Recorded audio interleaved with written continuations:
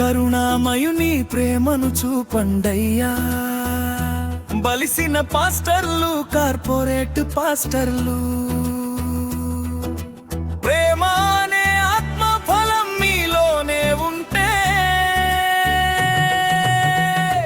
క్రైస్తవులైక్యత పోరాటం అంటే ప్రార్థనలకి ఎందుకు పరిమితమవుతున్నారు? లక్షలు కోట్లు ఖర్చు పెట్టి పెద్ద పెద్ద సువార్త సభలు జరుపుతారు.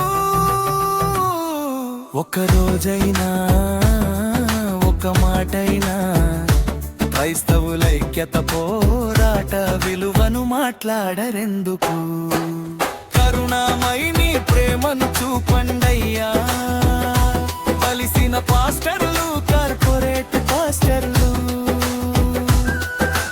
ప్రేమ అనే ఆత్మ ఫలం మీలోనే ఉంటే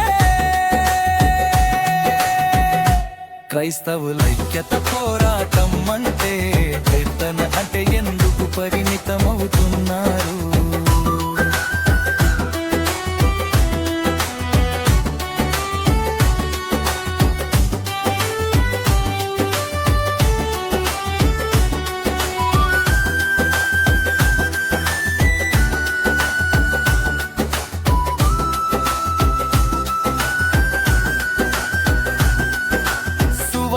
ఉజ్జీవ కూటములకు వేల లక్షల మందిని సమీకరిస్తారు ఆ సభలలో. ఒక్కరోజైనా ఒక్క మాటైనా క్రైస్తవ జీవితం అంటే పోరాటం అని ఎందుకు చెప్పారు? కరుణామయిని ప్రేమను చూపండయ్యా.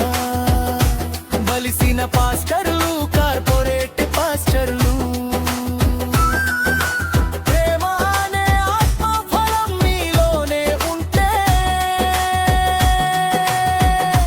క్రైస్తవులైక్యత పోరాటం అంటే ఎందుకు ప్రార్థనలకు పరిమితమవుతున్నారు? దైవ సేవకులు దేవుని సువార్తను చెప్పటానికి ప్రజల్లోకి వెళ్ళినప్పుడు, దాడులు జరిగినప్పుడు ఒక్కరోజైనా ఒక్క మాటైనా ఆ దాడులను ఖండించరు.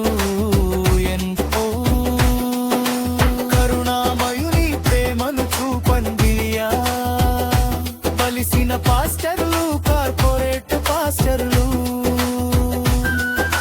ప్రేమ అనే ఆత్మ ఫలం మీలోనే ఉంటే క్రైస్తవులైక్యత పోరాటం అంటే ఎందుకు ప్రార్థనలకు పరిమితమవుతున్నారు?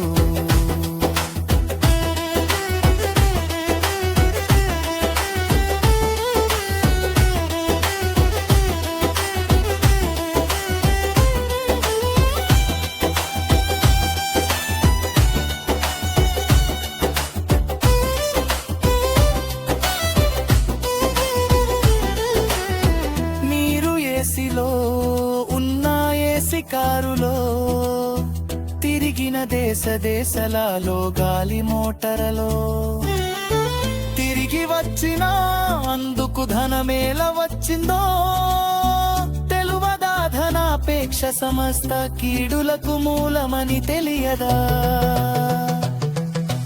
కరుణామయుని ప్రేమను చూపండయ్యా.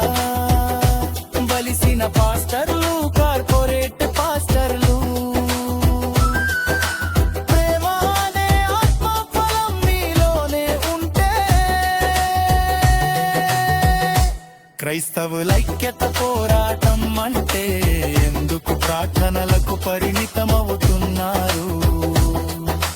లోకం దాని ఆసగతించి పోవుతున్నదని తెలియదా? ఎన్ని చేసినా, ఎంత సేవ చేసినా ప్రేమ అనే ఆత్మ ఫలం మీలో లేకుంటే వ్యర్థమైన వారమని తెలియదా? ఘనమే ముఖ్యమని బండం మీద పడితే ఎలా ఉంటుందో? తెలియదా? కరుణామయుని ప్రేమను చూపండయ్యా, కలిసిన పాస్టర్లు కార్పొరేట్ పాస్టర్లు. ప్రేమ అనే ఆత్మ ఫలం మీలోనే ఉంటే క్రైస్తవులైక్యత పోరాటం అంటే ఎందుకు ప్రార్థనలకు పరిమితమవుతున్నారు?